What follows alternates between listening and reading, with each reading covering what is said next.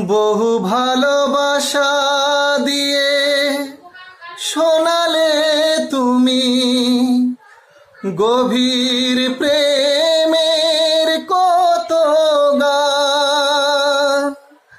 মিলনের আনন্দ, বিরহের বেদনা, মানুষকে করলে যে দান।